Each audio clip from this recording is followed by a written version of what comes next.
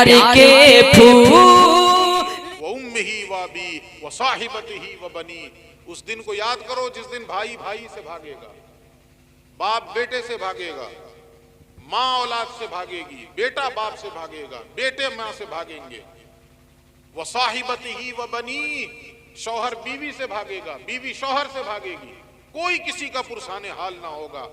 ایسے میں اگر دنیا میں ہم نے کچھ دوستیاں متقیوں سے کر لی ہوں گی، اللہ والوں سے کر لی ہوں گی، تو یہ دوستیاں وہاں بھی ہمارے کام آنے والی ہیں، وہاں بھی ہمارا بیڑا پار لگانے والی ہے۔ افسوس یہ ہے کہ ہم لوگ اللہ والوں سے دوستی بھی دنیا کے لیے کرتے ہیں، آخرت کے لیے تو کرتے ہی نہیں۔ ہم لوگ اللہ والوں سے کیوں تعلق کرتے ہیں؟ تاکہ حرام کے کاروبار میں اور ترقی ہو جائے۔ میں بہت سخت جملہ بول رہا ہوں، برداشت کیجئے گا اس کو۔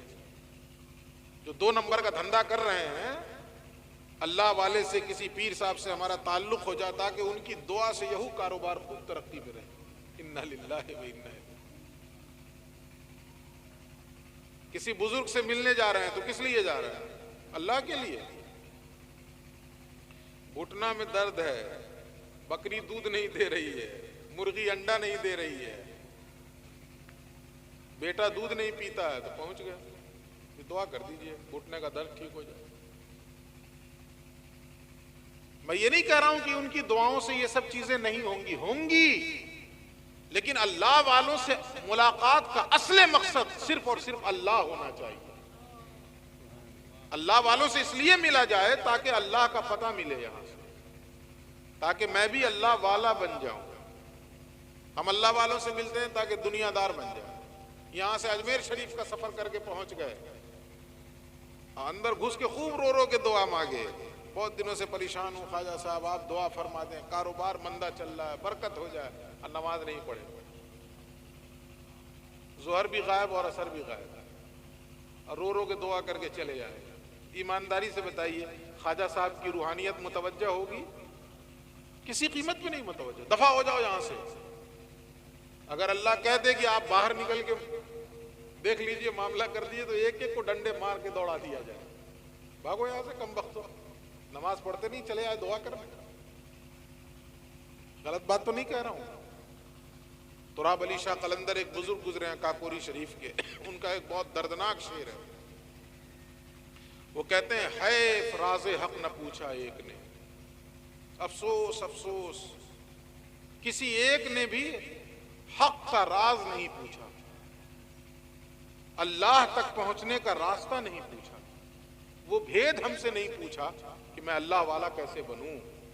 حیف راز حق نہ پوچھا ایک نے، ایک جہاں گو پاس میں آیا گیا۔ صبح سے شام تک خانقاہ میں بیٹھا رہا اپنی مسند پہ، سینکڑوں لوگ آئے، ہزاروں لوگ آئے، آنے والوں کی بھیڑ لگی رہی، مگر اس بھیڑ میں ایک بھی ایسا نہیں ملا جس نے اللہ کا پتہ پوچھا ہو۔ جو آیا اپنی دنیا کے لیے آیا، جو آیا دنیا کے مقاصد لے کر آیا۔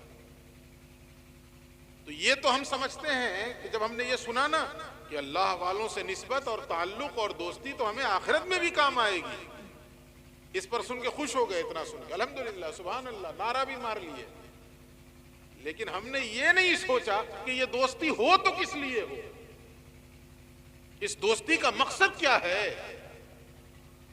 ایک حدیث سن لیجئے، میں نے نوٹ کیا ہے کچھ، بہت پیاری حدیث ہے۔ اللہ کے نبی فرماتے ہیں ان للہ فی ایام دہرکم نفحات،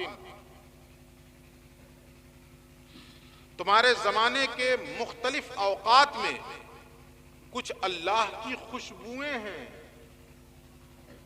تمہاری زندگی میں کچھ لمحات ایسے آئیں گے، کچھ اوقات ایسے آئیں گے کہ جب تمہیں اللہ کی خوشبو ملے گی، اللہ کی، بہت پیاری حدیث سنا رہا ہوں آپ کو، اللہ کی خوشبو ملے گی۔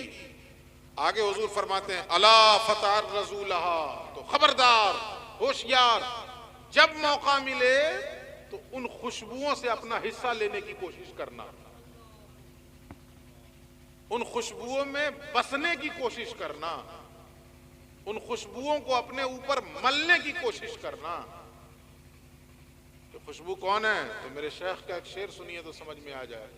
میرے شیخ فرماتے ہیں تیرے اولیاء ہیں تیرے خاص بندے، تیرے اولیاء ہیں تیرے خاص بندے، زمین پر ہیں یہ تیری بو یا الہی.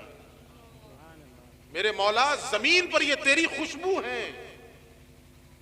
حضور جو فرما رہے ہیں کہ تمہاری زندگی کے مختلف اوقات میں اللہ کی خوشبو تمہیں ملے گی، اور وہ خوشبو کون ہے؟ اولیاء اللہ. جب وہ خوشبو ملے تو اسے اپنے اندر سمانے اور بسانے کی کوشش کرو، یہ نہیں کہ اس خوشبو سے دنیا کا فائدہ حاصل کرنے کی کوشش کرو. اللہ والوں سے قریب کس لیے ہوا جائے؟ اللہ کے لیے قریب ہوا جائے. ایک اور حدیث سن لیجیے آپ، اس سے اور سمجھ میں آ جائے گی پیاری بات. اللہ کے نبی فرماتے ہیں یا ابا رزین اذا خلوت فاکثروا ذکر اللہ فاکثر ذکر اللہ. اے ابو رزین جب تنہائی میں رہو تو خوب اللہ کو یاد کرو، خوب اللہ کو یاد کرو. جب تنہائی میں رہو، دو لفظ کہا جاتا ہے خانقاہوں میں اور صوفیہ کے یہاں، خلوت جلوت. یہ دو لفظ بولے جاتے ہیں نا، خلوت جلوت. خلوت کا معنی تنہائی، جلوت کا معنی بھیڑ بھاڑ.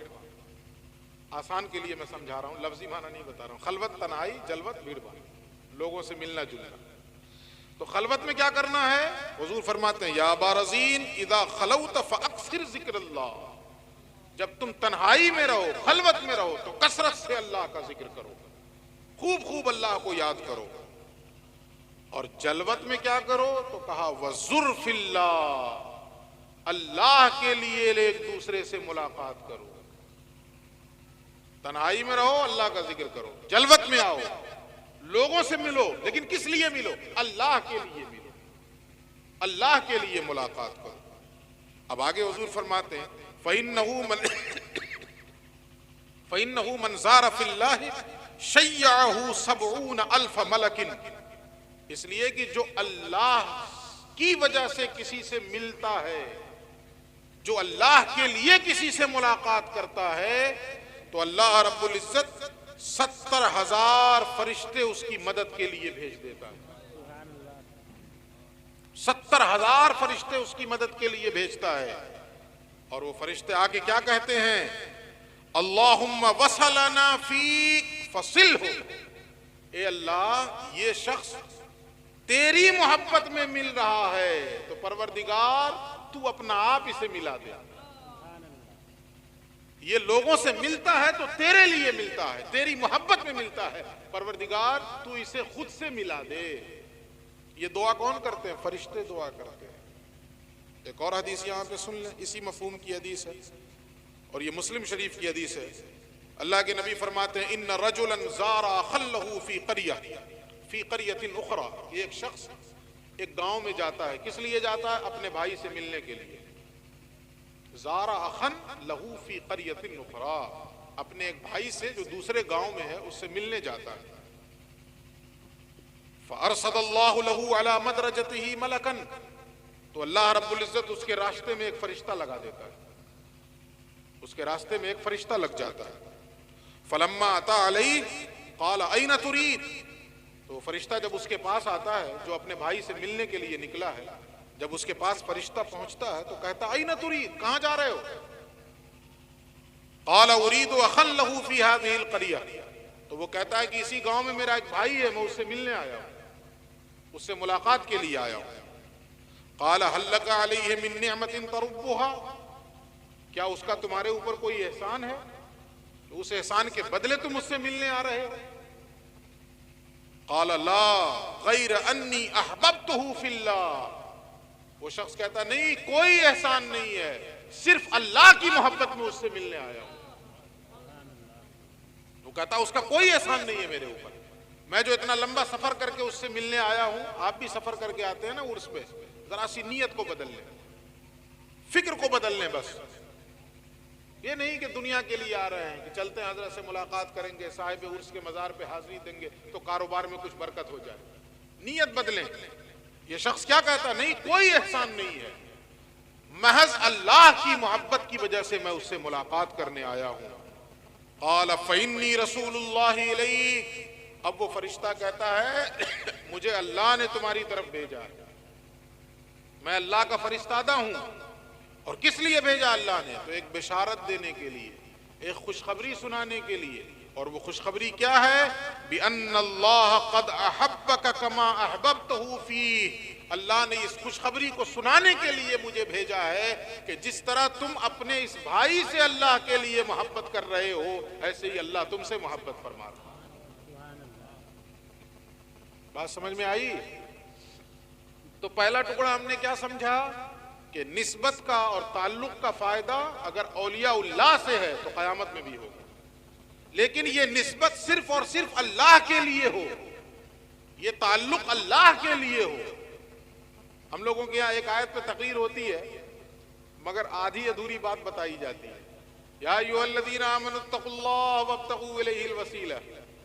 اے ایمان والو، اللہ کا تقوی اختیار کرو اور وسیلہ تلاش کرو. تو ترجمہ پورا نہیں ہوا، آدھا ہوا ہے. وابتغوا الیہ الوسیلہ ہے کہ وابتغوا الوسیلہ ہے. اگر صرف وابتغوا الوسیلہ ہوتا تو ہوتا وسیلہ تلاش کرو، لیکن یہاں وابتغوا الیہ الوسیلہ، اس تک پہنچنے کے لیے وسیلہ تلاش کرو. کسی اللہ والے کو پکڑو جو تمہیں اس تک پہنچا دے، اور اگر اس تک نہ پہنچا سکا تو اس میں اور بت میں کوئی فرق نہیں ہے. بہت سخت جملہ کہہ رہا ہوں. اس میں اور بت میں پھر کوئی فرق نہیں ہے. بت بھی اپنے اوپر اپنے تک روکے ہوا ہے، وہ بھی اپنے تک روکے ہوا ہے.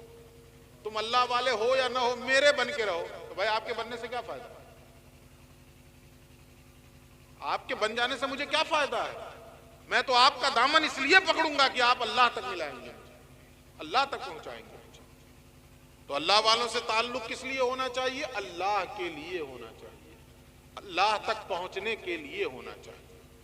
اچھا، اب دوسری چیز سمجھیے، یہ اللہ والوں سے تعلق کتنے دن کے لیے ہونا چاہیے؟ 1 دن کے لیے ہونا چاہیے کہ 10 دن کے لیے ہونا چاہیے کہ 1 مہینے کے لیے ہونا چاہیے؟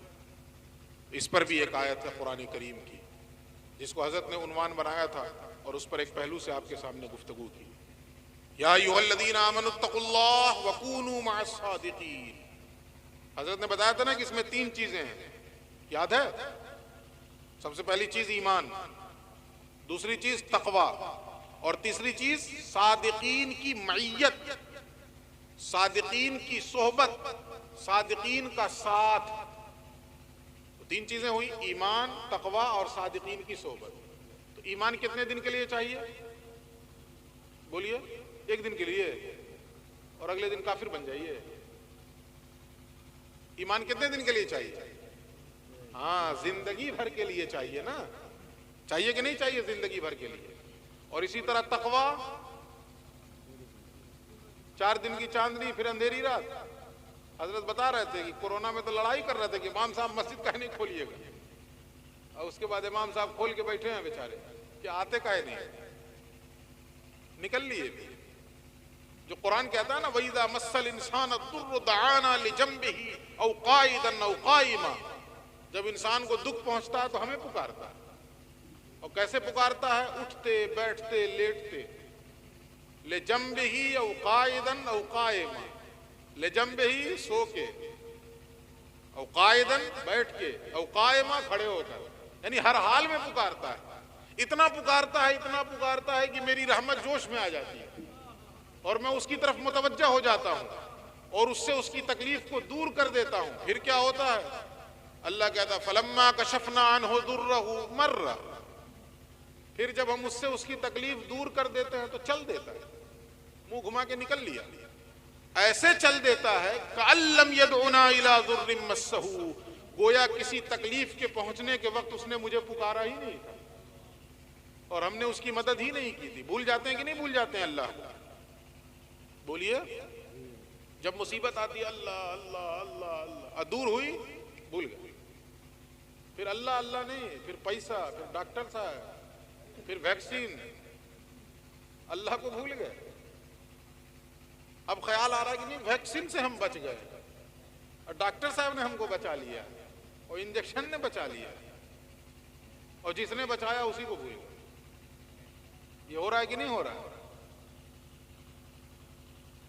تو ایمان زندگی بھر کے لیے اور تقویٰ بھی زندگی بھر کے لیے. جب دو چیزیں زندگی بھر کے لیے تو تیسری چیز کا ہے خالی رجسٹر میں نام لکھانے کے لیے ہے.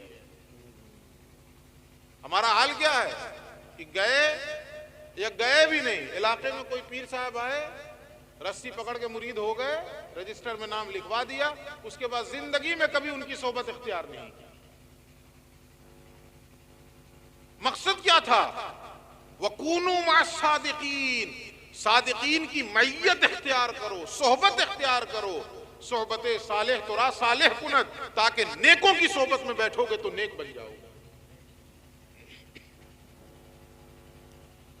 صحابہ کہتے تھے, بڑی مشہور حدیث ہے حضرت حنظلہ والی. حضرت حنظلہ ایک دن گھر سے نکلے اور چلاتے ہوئے نکلے کہ حنظلہ منافق ہو گیا, حنظلہ منافق ہو گیا, حنظلہ منافق ہو گیا. تو حضرت ابو بکر سے ملاقات ہو گئی. حضرت ابو بکر کہتے ہیں حنظلہ کیا بولتے ہو؟ کہا منافق ہو گیا. کہا کیوں؟ کہا میں جب میں رسول اللہ کی صحبت میں ہوتا ہوں تو میرے ایمان کی کیفیت یہ ہوتی ہے کہ میں جنت اور جہنم کو اپنی آنکھوں سے دیکھ رہا ہوں, لیکن جب حضور کی صحبت سے نکلتا ہوں تو وہ حالت نہیں رہتی ہے, وہ کیفیت بدل جاتی ہے پھر. تو حضرت ابو بکر نے کوئی تعویذ ویز نہیں دی, بلکہ حضرت ابو بکر کہتے ہیں کہ یہی حالت تو میری بھی ہے. ہم لوگ ہوتے تو 2-4 مرتبہ دم مار دیتے, پھونک مار دیتے کہ ابھی ٹھیک ہو جاؤ. اگر حضرت ابو بکر کیا کہتے ہیں, یہی حالت تو میری بھی ہے, تو چلو رسول اللہ کے پاس, جو درد کا مداوا کرنے والے ہیں, جو ہماری بیماریوں کا علاج کرنے والے ہیں, ظاہری بھی اور باطنی بھی, جسمانی بھی اور روحانی بھی. تو یہ جو ہماری روح کی بیماری ہے اور دل کی بیماری ہے, اس کا علاج بھی مصطفیٰ کرے. تو چلو حضور کے پاس آئے اور پوری بات بتا دی. حضرت حنظلہ نے پوری بات بتا دی. اس کے بعد حضور فرماتے ہیں حنظلہ, تمہارے دل کی جو کیفیت میری صحبت میں رہتی ہے, میرے پاس بیٹھنے میں جو کیفیت رہتی ہے اور دل کی جو حالت رہتی ہے, یہاں سے نکلنے کے بعد بھی اگر وہی حالت برقرار رہ جائے تو فرشتے تمہارے بستروں پہ تم سے مصافحہ کرنے آئے. اس سے پتا کیا چلا؟ صحبت میں کیفیت بدلتی ہے, صحبت میں حالت بدلتی ہے. تو جب صحابی کا معاملہ یہ ہے کہ رسول کی صحبت سے نکل رہے ہیں تو حالت بدل جا رہی ہے, تو ہم اگر صالحین کی صحبت میں بیٹھے ہی نہیں اور خالی نام لکھوا دیں رجسٹر میں اور یہ سوچیں کہ ہمارے دل کی حالت بدل جائے, یہ کہاں سے ممکن ہے؟ ساری زندگی اولیاء وَكُونُوا مَعَ الصَّادِقِينَ, صالحین اور اولیاء اللہ اور صادقین کی معیت اختیار کی جائے. اور اس پر میں ایک بزرگ کی بات بتاؤں گا, یہ کم سے کم سال میں 10 روز اعتکاف ہوتا ہے نا. اعتکاف رمضان میں اعتکاف ہوتا ہے نا. یہ اعتکاف کیا ہے, کبھی غور کیا اس پر؟ زکوٰۃ دیتے ہیں نا, سال میں 1 مرتبہ زکوٰۃ فرض ہے نا. کیا % زکوٰۃ فرض ہے؟ 2.5%. کریکٹ, 2.5% زکوٰۃ فرض ہے نا. 100 روپیہ ہے تو اس کا 2.5 روپیہ. تو سال میں جو مال کمایا اس کا 2.5%, اور سال میں جو اللہ نے وقت دیا ہے اس کی زکوٰۃ نہیں نکلے گی. مال کی تو نکال لیا, وقت کتنا دیا اللہ نے؟ ایک سال میں کتنے دن ہوتے ہیں؟ 365 دن. 365 دن کا 2.5% نکالیے, 9+ کتنا آئے گا 365 دن کا؟ بھائی 3 دن 300 دن کا کتنا ہوا ہے؟ آپ کیلکولیٹر نکال کے جوڑ لیجئے, موبائل پہ آپ جوڑ کے دیکھ لیجئے گا. 365 کو 2.5% اس کا نکال لیجئے تو 9+ آئے گا, 9 اور کچھ آئے گا. جو رمضان میں اعتکاف ہوتا ہے وہ 9+ ہی ہوتا ہے, اس لیے کبھی 29 کا چاند کبھی 30 کا چاند. 9+ تو ہوگا ہی ہوگا.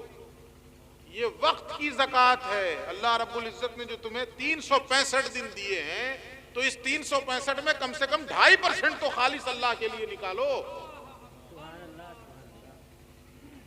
تو کم سے کم یہ 9+ جو ہے کسی اللہ والے کی صحبت میں گزارا جائے.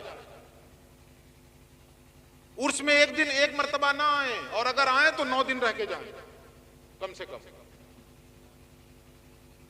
اور اگر 1 مرتبہ 9 دن نہیں رہ سکتے ہیں تو 5 مرتبہ آئیے, 2 دن رہ کے جائیے. تاکہ وقت کی زکوٰۃ نکلے اور صادقین کی معیت میں نکلے، صادقین کی صحبت میں نکلے۔ آج تو اعتکاف میں بیٹھ کے بھی موبائل چلاتا رہتا ہے۔ تو وہ اعتکاف جو خالص اللہ کے لیے ہونا چاہیے تھا کہ وہ سارا وقت اللہ کے لیے دے دو، وَتَبَتَّلْ إِلَيْهِ تَبْتِيلًا، سب سے ٹوٹ کر اس کے ہو جاؤ، سب سے الگ ہو کر اس کے ہو جاؤ۔ تو یہ کہاں ہوتا ہے؟ مطلب موبائل سے جو ہے بات چلیے رہی ہے، منا کا حال ہے منی کا حال ہے، تو کہاں سب سے الگ ہوئے؟ رند کے رند رہے ہاتھ سے جنت نہ گئی۔ ہم خدا خواہی و ہم دنیائیں دوں، اللہ کو بھی چاہتے ہو اور اس ذلیل دنیا کو بھی چاہتے ہو۔ ای خیال استو محال استو جنوں، یہ تمہارا خیال ہے، یہ محال ہے، یہ پاگل پن ہے کہ اللہ بھی مل جائے اور دنیا بھی مل جائے۔ تو کم سے کم اللہ والوں کی صحبت اختیار کی جائے، معیت اختیار کی جائے اور تازندگی اختیار کی جائے۔ سمجھ میں آئی بات؟ اچھا جی، تو اب پھر سمیٹ رہا ہوں میں تاکہ یاد کر لیجیے۔